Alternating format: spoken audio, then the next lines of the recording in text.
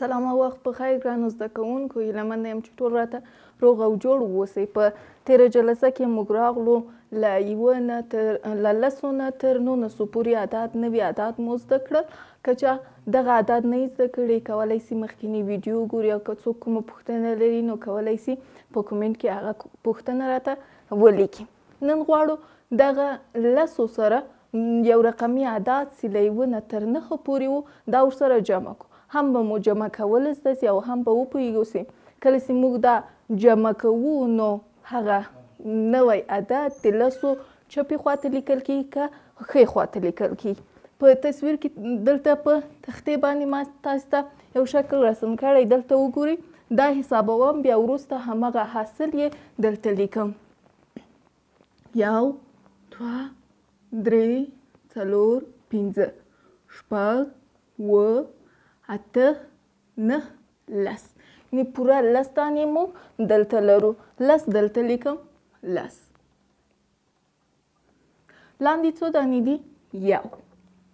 1 لاندې لیکم، د 0 لاندې 1. صحیح ده.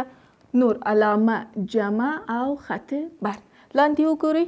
1 2 3 4 5 6 7 8 9 10. یو بل ورسره اضافه شوی ده. دې ته موږ کوم نوم ورکول؟ کله چې 10 و یو بل یو مو راخیستل، د 0 په ځای مو لیکل، نو څو کېده؟ 11. نو 10 او 1 0 او 1 کله چې موږ جمع کول 0 آیا تغییر پکې راوستل؟ نه. یو قلم لرم، یو دانه ده، همغه 1 دلته لیکم. او دغه دوم عدد چې لاندې هیڅ شی نسته خپله راځي. دې ته چې وایو؟ 11.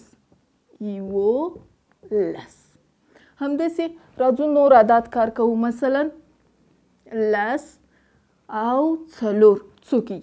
10 جمع 4. زه 10 کتابچې لرم، 4 کتابچې نورې هم ماته ورور راوړي. نو 10 نه وروسته 10 11 12 14 14 څو کېږي؟ 14.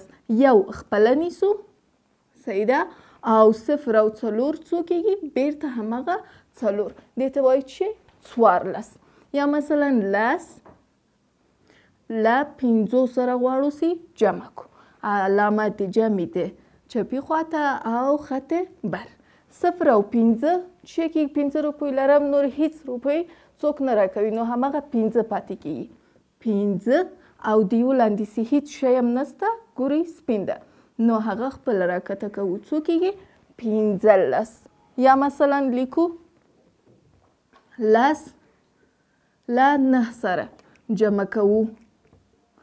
0 او 9 خپله 9 یو هم راکته کوو. دې ته چې وایو؟ 19. په همدې شکل سره د تاسې کتاب کې هم همداسې مثالونه کار سوي دي. مثلا په 50 صفحه کې تاسې وګورئ. 10 دانې آبي توپونه دي، له یوه بل توپ سره یو ځای سوی ده. څو سوي دي؟ 11 دانې. او یا هم 10 شنه توپونه دي، له 2 نورو سره یو ځای سوي دي. څو دانې سوي دي؟ 12 دانې. همداسې آبي توپونه دي، سپین دي، سره دي، او همداسې هغه تکرار او تمرین یې سره یو ځای کړی ده. وروسته له هغوی په پنسلو باندې یا هم په رنګه قلمونو باندې کار کړی ده. نو په دې شکل باندې کله چې موږ غواړو عدد ولیکو، د 0 په ځای باندې له 1 نه تر 9 پورې عدد ور اضافه کوو او نوی عدد منځته راځي یا لاسته راځي، لکه 14 19 او 15. دا زموږ او د تاسې لوست یو رقمي عدد له 10 سره جمع کړو او یو ځای یې کړو.